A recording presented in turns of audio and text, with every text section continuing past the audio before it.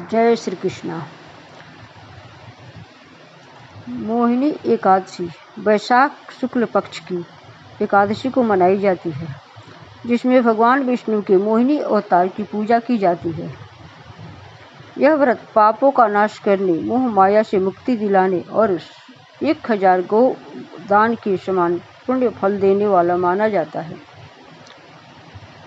इस दिन सुबह स्नान, विष्णु पूजा, व्रत कथा, वाचन और पारण विधि विधान से किया जाता है।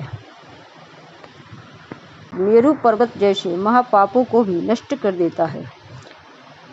यह व्रत मनुष्य को मोह जाल से मुक्त कर भगवान विष्णु के धाम वैकुंठ की प्राप्ति कराता है।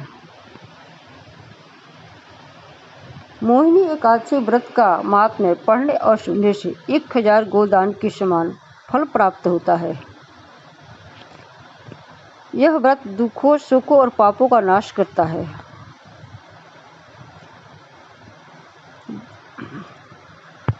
दशमी के दिन शाम से ही सात्विक भोजन ग्रहण करें और ब्रह्मचर्य का पालन करें। सुबह की पूजा। एकादशी के दिन सुबह जल्दी उठकर स्नान करें और पीले वस्त्र धारण करें। भगवान विष्णु मोहिनी रूप के सामने हाथ में जल लेकर व्रत का संकल्प लें। पूजा सामग्री। चौकी पर पीला कपड़ा बिछाकर भगवान विष्णु की प्रतिमा स्थापित करें और पीले फूल, फल, पंचामृत और तुलसी दल अर्पित करें। ओम नमो भगवते वासुदेवाय मंत्र का जाप करें। मोहिनी एकादशी व्रत कथा सुने या पढ़ें और अंत में विष्णु जी की आरती करें। पूरे दिन व्रत रखें और अगले दिन द्वादशी सुबह शुभ मुहूर्त में पारण करें। युधिष्ठिर ने पूछा, जनार्दन, वैशाख मास के शुक्ल पक्ष में किस नाम की एकादशी होती है, उसका क्या फल होता है तथा उसके लिए कौन सी विधि है? भगवान श्री कृष्ण बोले, महाराज, पूर्व काल में परम बुद्धिमान श्री रामचंद्र जी ने महर्षि वशिष्ठ से यही बात पूछी थी जिसे आज तुम मुझसे पूछ रहे हो।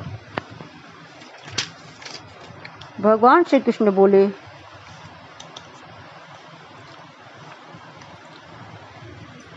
जो समस्त पापों का क्षय तथा सब प्रकार के दुखों का निवारण करने वाला है, व्रतों में उत्तम व्रत हो, उसे मैं सुनना चाहता हूँ।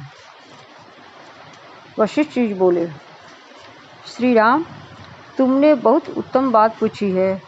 मनुष्य तुम्हारा नाम लेने से ही सब पापों से शुद्ध हो जाता है।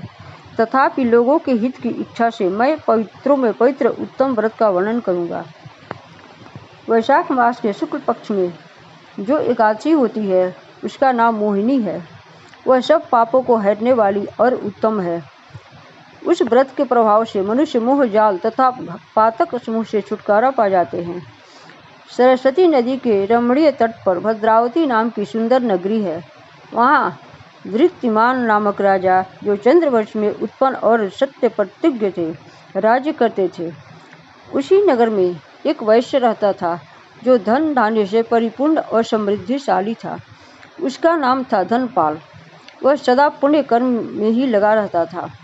दूसरों के लिए पौधशाला, कुआं, मठ, बगीचा, पोखरा और घर बनवाया करता था। भगवान श्री विष्णु की भक्ति में उसका हार्दिक अनुराग था। वह सदा शांत रहता था। उसके 5 पुत्र थे, सुमना, द्युतिमान, मेधावी, सुकृत तथा धृष्ट बुद्धि। धृष्ट बुद्धि 5वां था। वह सदा बड़े बड़े पापों में ही संलग्न रहता था।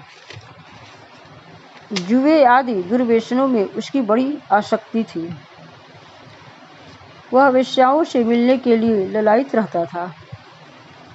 उसकी बुद्धि न तो देवताओं के पूजन में लगती थी और न पितरों तथा ब्राह्मणों के सत्कार में।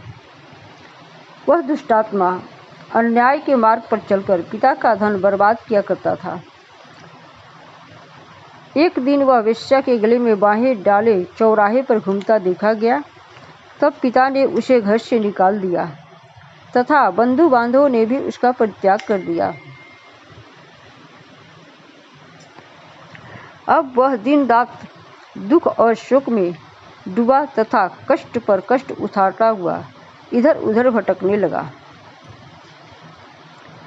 एक दिन किसी पुण्य के उदय होने से वह महर्षि कौंडिन्य के आश्रम पर जा पहुंचा। वैशाख का महीना था। तपोधन कौंडिन्य गंगा जी में स्नान करके आए थे। दृष्ट बुद्धि शोक के भार से पीड़ित हो मुनिवर कौंडिन्य के पास गया और हाथ जोड़कर बोला, मुझ पर दया करके कोई ऐसा व्रत बताइए जिसके पुण्य के प्रभाव से मेरी मुक्ति हो।